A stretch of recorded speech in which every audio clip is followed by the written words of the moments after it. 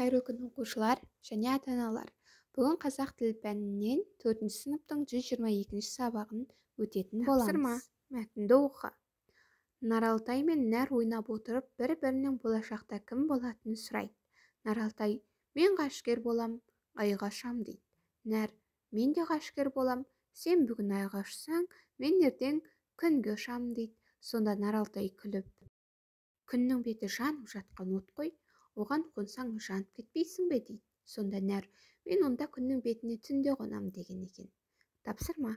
Мәтіннің мазмұны бойынша пікір білдіруге бағытталған сұрақтар құрастырып жауап бер. Ол үшін сенің ойыңша қалай ойлайсың, неліктен сөздерін пайдалан. Екінші тапсырма. Мәтіндегі үстеулерді тауып, мағынасын түсіндір. Олардың қай сөзбен байланысып тұрғанын анықта. Бірінші тапсырманың жауабы. Сұрақтар құрастыру. Сенің ойыңша күн қандай? Екінші. Наралтай неліктен күлді? Үшінші. Қалай ойлайсың? Наралтайдың айтқаны рас па? Мәтіндегі үстеулер. Бүгін, ертең, түнде. Бұларды біз үстеу деп атаймыз. Бұл мезгіл үстеу. Себебі қашан деген сұраққа жауап береді. Енді балалар, бүгін біз үстеудің мезгіл үстеуі деп аталатын түрін өтеміз. Мезгіл үстеу аты айтып тұрғандай, болып жатқан іс-әрекеттің уақытын білдіретін үстеулер. Мезгіл және уақыт аты айтып тұр, иә? Қашан сұрағына жауап беретін үстеулерді мезгіл үстеулер деп атаймыз. Мысалы, күндіз оқиды, жазда демалады. Келесі 8-ші тапсырма. Мақалды оқып, жатқа жаз. Мақалды көшіп жазамыз және мезгіл үстеулерді тауып астын сызамыз. Олардың қай сөзбен байланысып тұрғанын айтамыз. Ерте шықсаң алдыңнан күн шығады, кеш шықсаң алдыңнан түн шығады. Бұл жердегі үстеулерді мен астын сызып беріп қойдым. Сендерде ерте және кеш деген сөздер мезгіл үстеу болады. Ерте шықсаң бұл етістікпен тіркесіп тұр, кеш шықсаң бұл да етістікпен тіркесіп тұр. Келесі тапсырма. Сөздердің сыңарын тауып әрқайсысымен сөйлеп құрап жаз. Бізде берілген бұрын, бүгін, таңсәріде, қыстыгүні деген мезгіл үстеулер берілген. Енді осылардың сыңарын табамыз. Бұрын, қазір, бүгін, ертең, таңсәріде, кеш батқанда, қыстыгүні, жаздыгүні. Енді сөйлем, тыңдаймыз. Бұрын мен ауылда тұрсам, қазір қалада тұрамын. Бүгін кітапханаға барсам, ертең спорт залға барамын. Таңсәріде күн ашық еді, кеш батқанда суып кетті.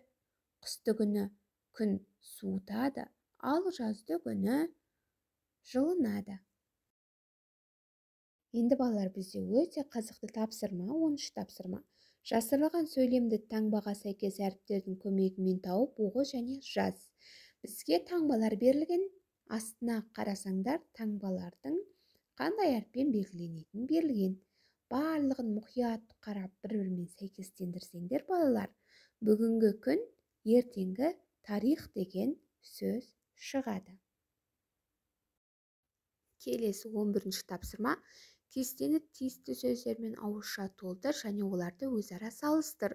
Сөз таптарының ұқсастығы мен өзгешеліктерінің мағынасына, сұрақтарына, қай сөзбен байланысатынына қарай анықта. Содан соң тұжырым жаса дейді. Бізде зат есім, сын есім, етістік және үстеу берілген. Енді әрқайсысына мысал келтірейік. Зат есімге сабақ, шаш, киім. Сын есімге жақсы, ұзын, әдемі. Етістікке оқыды, тарады, киді. Үстеуге бүгін, алдыңгүні, күнде сөздерін жазды. Ал енді қараңдар, сын есім мен зат есімді байланыстырайық. Жақсы сабақ, ұзын шаш, әдемі киім. Ал енді үстеу мен етістікке қараңдар. Бүгін оқыды, алдыңгүні тарады, күнде киді. Осы жерден шығатын тұжырымдама балалар. Қарап тұрғандарыңдай, зат есім мен сын есім бір-бірімен тіркеседі.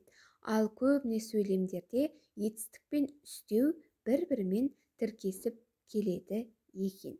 Балалар, егер тапсырмалар түсінікті болса, тапсырмалар ұнаса, және осындай тапсырмалар күнделікті уақытымен шығып тұрғанын қаласаңдар, видеоны достарыңа таратып, және каналға міндетті түрде жазылыңдар. Жазылым саны артқан сайын күнделікті тапсырмалар шығып тұратын болады. Назарларыңа рахмет.